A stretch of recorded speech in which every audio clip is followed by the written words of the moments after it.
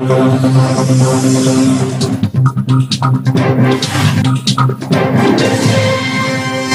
जिले के पास झुकेही के एक सूखी नहर में अधजली लाश मिलने के मामले में कटनी पुलिस ने खुलासा करते हुए बताया कि व्यक्ति की पहले हत्या की गई, फिर उसे जलाकर झुकेही के पास स्थित सूखी नहर में फेंक दिया था।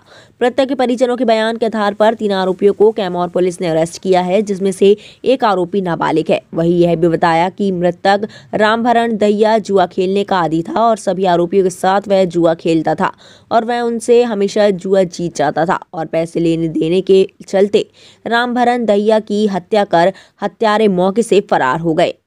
कटनी जिले के एसपी अभिजीत रंजन ने बताया कि 30 जनवरी से मृतक रामभरण दहिया घर से महर जाने को कहकर निकला था।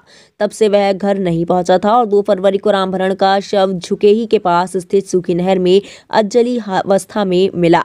पुलिस ने शव का पीएम करा। परिजनों के बयान और मुखबिरों की सूचना पर 3 आरोपियों को अरेस्ट किया है, जिसमें एक नाबालिग है। अरेस्ट हुए आरोपियों के नाम मोनू उर्फ विनायक गुप्ता और दूसरा शिवम पटेल और तीसरा आरोपी नाबालिग है। तीनों आरोपियों से जब कैमूर पुलिस ने कड़ाई से पूछताछ की तो उन्होंने जुर्म करना कबूल किया। वहीं अरेस्ट हुए आरोपियों ने पुलिस को बताया कि जुआ खेलने पर पैसे के विवाद को लेकर रामभरण दहिया की हत्या की गई और उनके शव को जला झुकेही के पास सूखी नहर में फेंक मौके से फरार हो गए।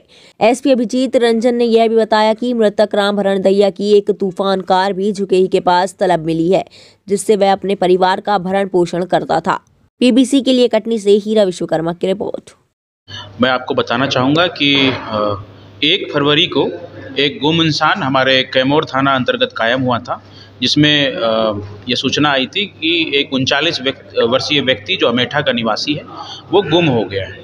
पुलिस ने लगातार इसकी तत्काल ही छानबीन करना स्टार्ट किया। हमने हमारी जो एसडीओपी हमारे टीआई हैं, इन लोगों ने तत्काल ही टीम बना करके इसमें छानबीन शुरू की। तो जो व्यक्ति गुम हुआ था उसकी जो गाड़ी है विजयरावगढ़ क्षेत्र के एक सुनसान स्थान पे वो प्राप्त हुआ। उसके पश्चात हमने लगातार इसमें छानबीन की, मुखबिरों को भी इसमें लगाया और हमें यह ज्ञात हुआ कि यह व्यक्ति एक गांव के ही एक अन्य लड़के के साथ किसी अन्यत्र स्थान पे गया था। हमने तत्काल ही उसको कस्टडी में लिया। यद्यपि वो छिपा हुआ था, लेकिन मुखबिरों की सहायता से हमने उसको पकड़ा और उसके 2 अन्य सहयोगियों को भी हमने पकड़ा और इसमें फिर पूछताछ हुई कठोरता से। तो यह ज्ञात हुआ कि उस व्यक्ति की हत्या कर दी गई है और उसकी बॉडी जो है वो झुकेही चौकी अंतर्गत एक सुनसान नहर में जंगल के पास उसको इन लोगों ने वहाँ पे मारा है और वहीं उसको डंप कर दिया है। पुलिस तत्काल ही घटनास्थल पे रात में ही पहुंची और अथक प्रयास करके करीब 4-5 घंटे रात्रि में जंगल के भीतर सर्च करके उसकी बॉडी को पुलिस ने ढूंढा और उसके पश्चात जो है इसमें अभी हम लोगों ने औपचारिक जो प्रक्रियाएं होती है पुलिस विभाग की उसको हमने पूरा करते हुए अभी थाना कैमूर में 302, 201 आईपीसी की धाराओं के तहत मामला कायम कर लिया है। तीनों ही आरोपी हमारी हिरासत में है, उनसे इंट्रोगेशन किया जा रहा है।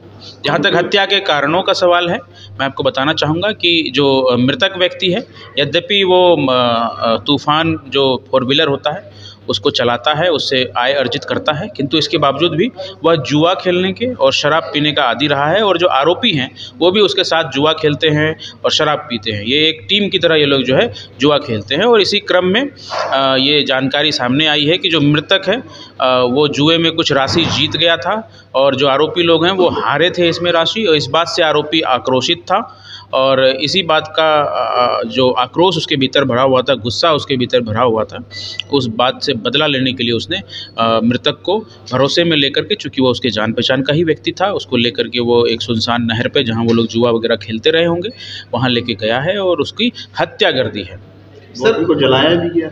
जी हाँ, हत्या करने के उपरांत जो अभी हमें प्राइमा फेसी जो हमें वहाँ पे देख के स्पष्ट हुआ है कि उसकी बॉडी को जलाने का भी प्रयास किया गया है।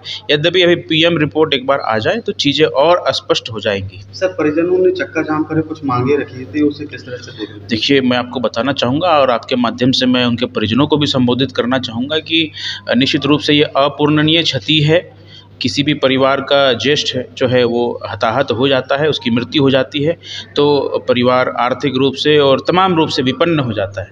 तो स्वाभाविक है कि भावनात्मक एक मांग रहती है परिवारजनों की, और हम आपके माध्यम से उनको आश्वस्त भी करना चाहेंगे कि अगर जो आरोपी गण है वो किसी भी आपराधिक कृत्य से उन्होंने संपत्ति अर्जित की हो अथवा अतिक्रमण किया हो या ऐसे आय के साधन उन्होंने बनाए हों जो गैर कानूनी हैं, तो हम संबंधित विभाग की मदद से उनके खिलाफ ठोस कार्रवाई जल्द से जल्द करना सुनिश्चित करेंगे। अपने आसपास की हर छोटी बड़ी खबर देखने के लिए हमारे चैनल पुलिस ब्यूरोक्रेट्स न्यूज को बेल आइकन दबाकर सब्सक्राइब करें, जिससे आपको हर खबर समय से मिलती रहे। अधिक जानकारी के लिए हमसे संपर्क करें। हमारे कॉन्टैक्ट नंबर हैं 9039011886 एवं 9770229999।